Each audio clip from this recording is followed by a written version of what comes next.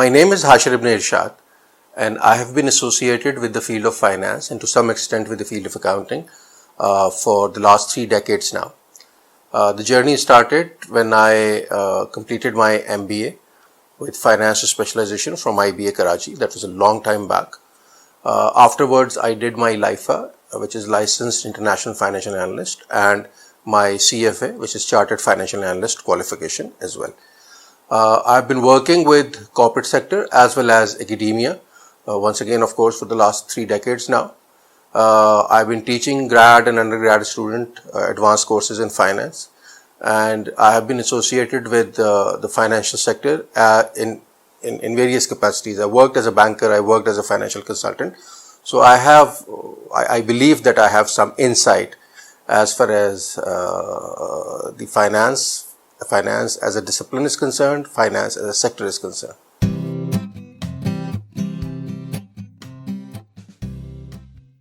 You need to understand, every organization needs money to run its operations or funds. We call those finances. That finance is, of course, never unlimited. It is in limited capacity and it carries a cost.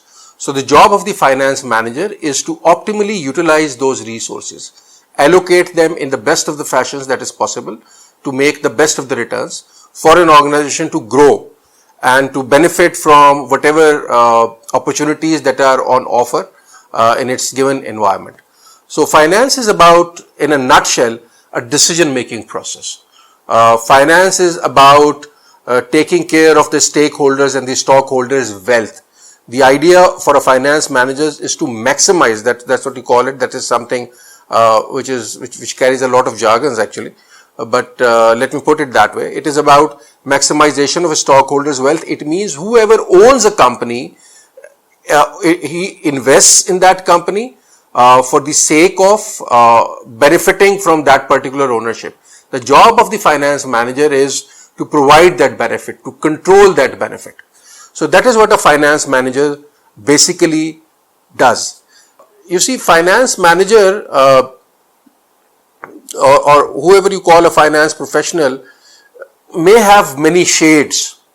For example, if you're working in the insurance sector, your role is very different from somebody who is working in the capital markets. If you're working in the capital markets, you could be a hedge fund manager, you could be an investment banker, you could be working as a broker even, as a trader, you could be working as a researcher in corporate finance. So this is something which is very different from what a banker does. A banker, I assume all of you must have been to a bank at some point in life. So the ones that you see sitting in a bank, all of them are bankers. But when we talk of finance managers, those finance managers are the one who deal with high level banking function. They are dealing with the treasury functions. They are dealing with how the money is being invested. They are dealing with how the consumer finance is converted into productive corporate loans. These are different kind of activities. So finance is a huge discipline. It is not something which only has one shade, which only has one color. It depends on the kind of sector that you choose, the kind of work that you do, and then, as I said earlier, the idea is to utilize and optimize funds.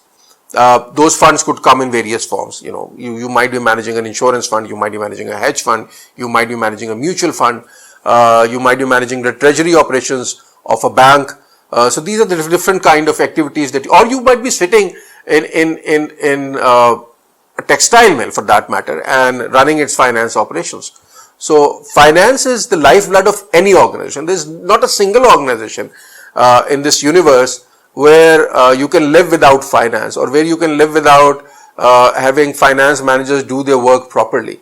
No other function in the organization can survive without the input of the finance managers. That's how critical the role of a finance manager is.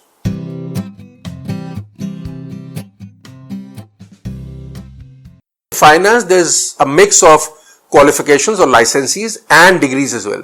So you could be a finance professional by obtaining educational degrees, and you could be a finance professional by obtaining professional qualifications. For example, if you want to work in the capital markets or the stock markets, you should pursue a CFA degree, a CFA qualification. If you want to do research, if you want to become a quant, for example, an MSc Mathematics could work wonders for you, or an MSc Computer Sciences could do wonders for you. So there's a lot of options that are there. You could do an MS in Finance. The ones who graduate from college or a higher secondary school in Pakistan, do their O-levels, A-levels or FA, FSC, they could register themselves maybe in a BBA program and then pursue a finance specialization once they do their MBA. They could register themselves in a BS Finance program and then they could do an MS Finance program later and maybe a PhD later on. Other options are also available. You could do a BS Finance program with sub-specializations. There are programs which are available in banking, there are programs which are available in capital markets, there are programs now which are defined in terms of MCOM even. So these are the kind of various disciplines and various kind of degrees that are available. Of course, after an FA or FSC, you could enroll into any undergrad program, but to be called a finance professional, it will take a while. You cannot have an undergrad degree and be called a finance professional. You have to probably do an MBA and MS Finance or do a CFA afterwards. Qualifications like these would help you grow and have a foothold in the sector that we call the financial sector.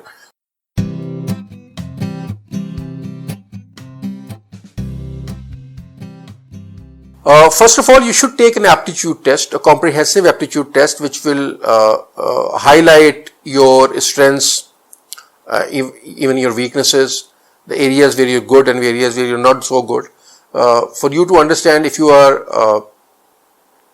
have what it takes to be in the sector of finance and excel there. Of course, you don't want to be a mediocre in any field that you choose.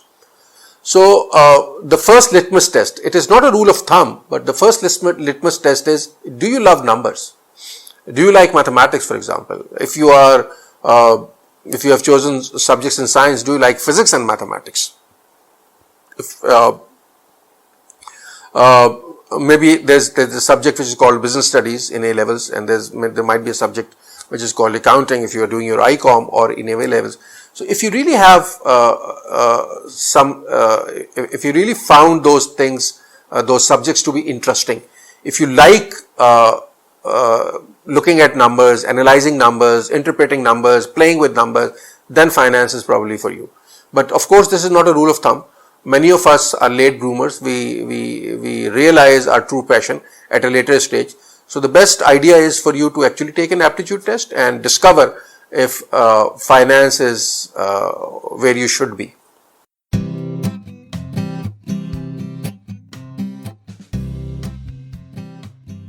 As far as I am concerned, if you like to compartmentalize various sections in industry, in business, for example, you say marketing is a function, HR is a function, finance is a function. So in my opinion, finance is where probably the opportunities are more in the current scenario in Pakistan or in globally compared to other functions. One reason is that financial sector is vast. We have very specialized sector where we only induct finance professionals.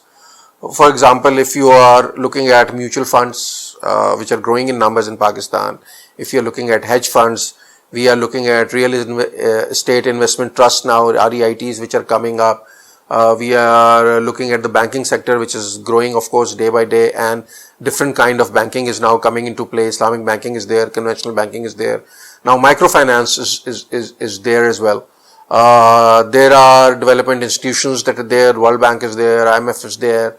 A lot of NGOs which are working in the financial sectors as well. Insurance sector is there. So these are hardcore financial sectors. On top of it, in any sector for that matter, whether it be textile sector or transportation sector or automobile sector, whichever sector you look at, you need finance professionals because finance is the lifeblood of an organization. So as far as scope is concerned, the sky is the limit really.